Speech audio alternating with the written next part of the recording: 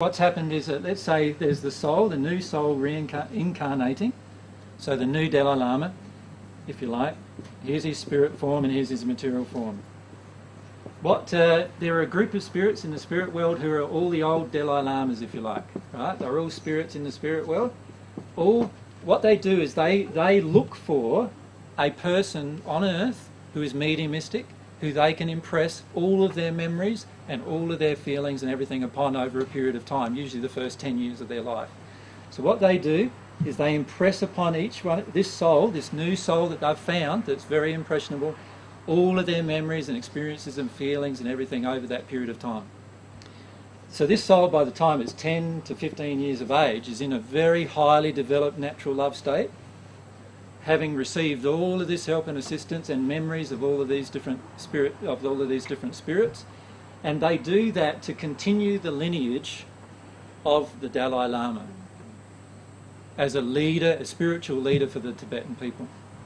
And it's totally orchestrated by spirits in the spirit world. Where are they in their development? Many of these are in the sixth sphere, so they're in a very, very good natural love condition, perfect natural love condition. Yeah. And it's their way of impressing this natural love condition upon the earth. And they have a very, very strong desire to continue that process. Many of the Dalai Lamas historically have actually gotten onto the divine love path.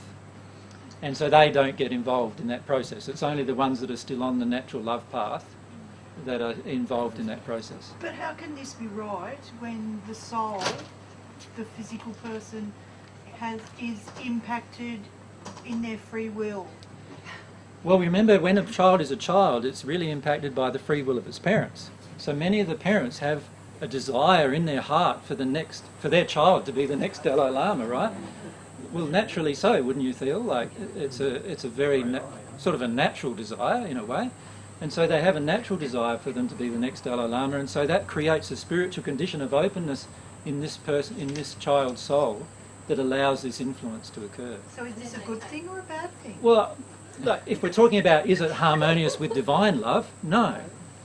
Otherwise, these people wouldn't be in the sixth sphere; they would be in the celestial spheres, right? But is it harmonious with natural love? Yes. Totally harmonious with natural love. Because they take the child to an environment that they can control so that it doesn't have to deal with the everyday ups and downs. Yeah, their viewpoint is that they're actually protecting this child and nurturing this child the best they possibly know how, and this child will not have to experience many of the things that many Tibetan children do experience because of the influence of these. So they see it as a very loving act. Right? Not only a loving act for this child, but they also see it as a very loving act towards any person in the Buddhist faith, and even towards the world of mankind generally, because they're transmitting all of this natural love information through this person to the world, which is changing the world. Like the Dalai Lama has changed many people through their teachings, right? And so it has had a positive effect. So the way these spirits reason it is that we are having a positive effect on the earth. And this is happening, by the way, not just with the Dalai Lama. This is happening with hundreds of different spiritual gurus, particularly in the Indian ways, all through history. Yeah, happening constantly. Attachment is probably one of the biggest misconceptions, would you say? Yeah, well, the beauty of the Dalai Lama is that these spirits step back at a certain age. So they love the child, nurture them to a certain point, step back after that point. And many Dalai Lamas actually explain the experience of the stepping back. They can remember that experience. And the issue is with a lot of the other types of religious gurus who are being totally overcloaked is that the spirits never step back. And they are constantly operating through the individual every waking hour, or as many waking hours as they possibly can, without harming the person physically. And so, there are different things going on, but, I feel the way the Dalai Lama is being handled is a lot more loving, perhaps, than the way some others are being handled. Up the back, thanks. You've got all the Dalai Lamas there, and they're hanging out in the same space, and one pops upstairs and gets to a bigger, better place. Then why don't they follow and, like, you know, naturally wouldn't we want to get to an even better place, even if you're happy where you are, like always striving for a better place? Can you imagine for a moment that you've had a certain religious belief all the time that you've had on the earth, you pass over in the spirit world, and that religious belief has helped you to get to the sixth sphere of the spirit world as well. So in other words, you've progressed through the spheres into the sixth sphere through this religious belief. Through, in your feelings, that's what you feel, through this religious belief. So you're now in this space where you actually feel totally and believe totally that your religious belief has been the instrumental thing that's actually gotten you to the condition of happiness that you feel you're in. How difficult is it going to be for you to give that up? Very difficult.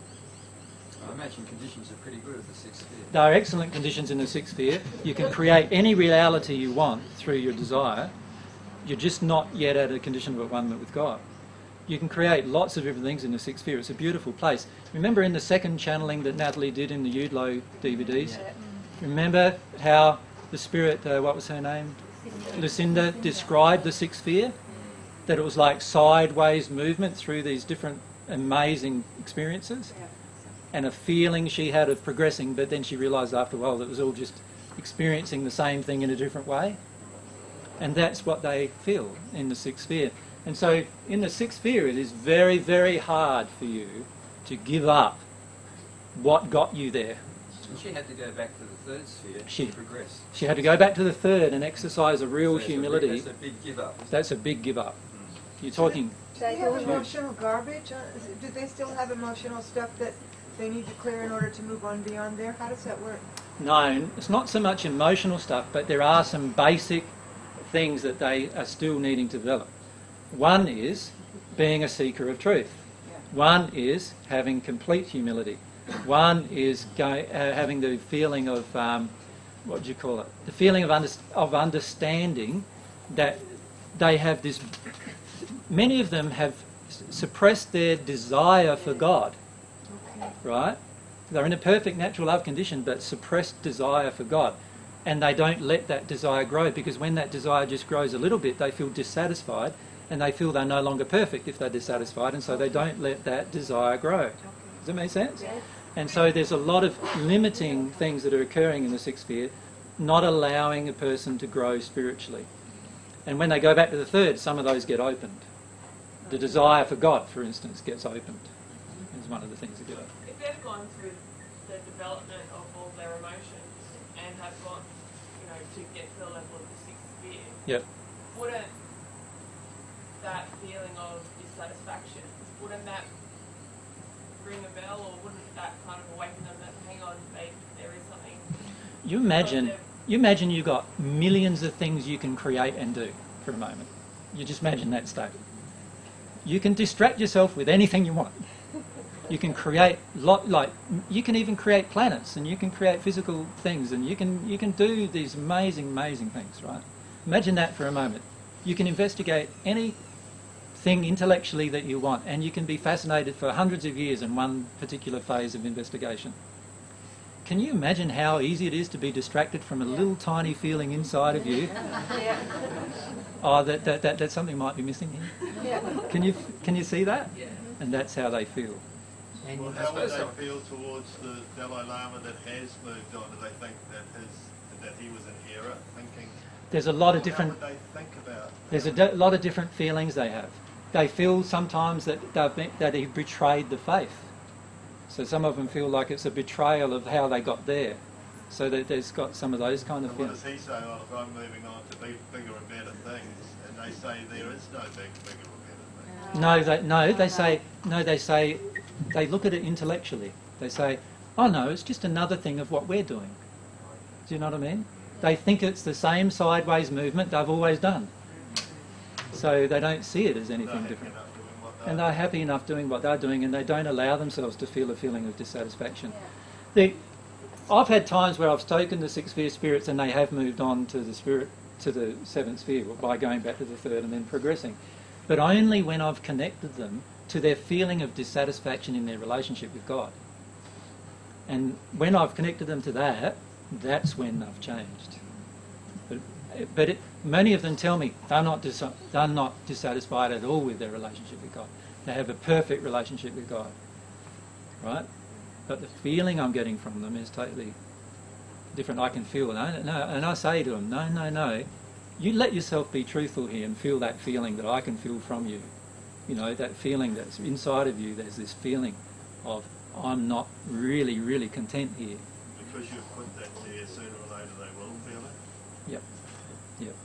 It took like Socrates and Plato. It took them about nearly 100 years for them to actually, for that seed to be dropped into them before they actually changed. It took, both of those men are now celestial spirits, right? But it took them nearly 100 years from the time the Apostle John met them, because he's the person who met them. He dropped the seed into them that maybe you're dissatisfied. And it took them nearly 100 years of our time on earth before they got to that point where they recognised that dissatisfaction. Right? And once they recognised the dissatisfaction, they called John back to them again, and he explained to them what the dissatisfaction was all about. And they progressed very rapidly after that.